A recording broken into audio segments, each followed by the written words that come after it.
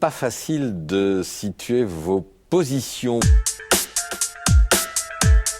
Vous étiez au centre droit avec François Bayrou et puis votre position sur l'Europe est devenue moins claire. Vous avez voté contre le mariage pour tous, contre la PMA.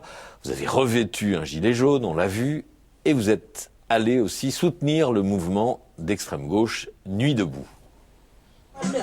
Plus qu'un mouvement, c'est un petit village de la contestation, avec son concert forcément gratuit.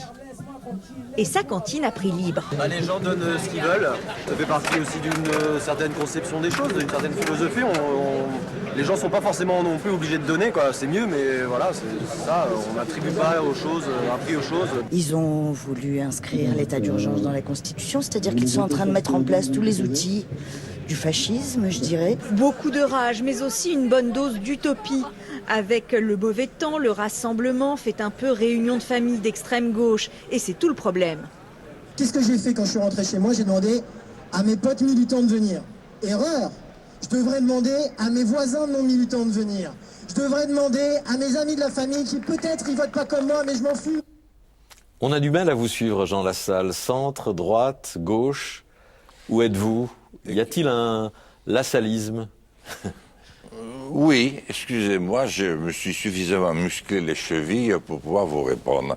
Mais revenons à l'exemple précédent, le général de Gaulle. Est-ce que vous ne pensez pas qu'il a été un peu difficile à suivre lui aussi, parfois? Regardez, je vous ai compris. Regardez ce qui s'en est suivi dans les 4 ans qui ont suivi l'affaire. Regardez le De Gaulle du second mandat. Et regardez en même temps le fait qu'il a été... il a pu tenir le Conseil national de la résistance avec le Parti communiste, avec l'ensemble des partis qui avaient participé à la résistance, qu'il a été très proche du maréchal Pétain, avec qui il s'était ensuite brouillé à tout jamais, le maréchal Pétain, qui a été enfermé en Vallée d'Aspe, dont vous parliez tout à l'heure, au fort du Portalet, tout comme il avait été enfermé Daladier et toute l'équipe des vaincus.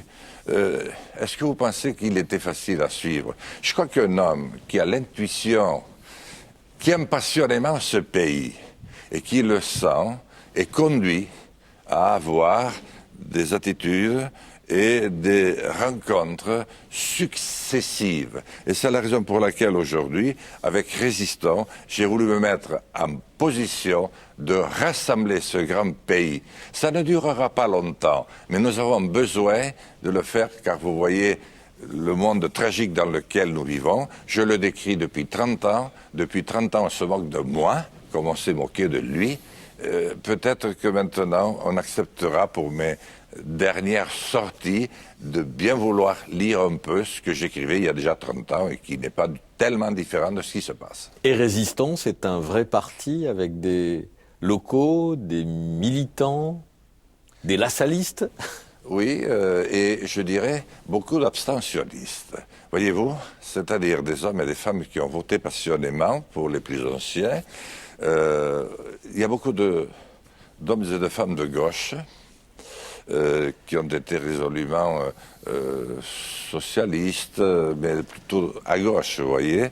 Il y a quelques chevènementistes, il y a des communistes, il y a des gaullistes. C'est incontestable, mais enfin c'est quand même petit. Hein. Vous savez, 20 000 sympathisants et 10 000 adhérents. En 4 ans, c'est pas non plus le Pérou.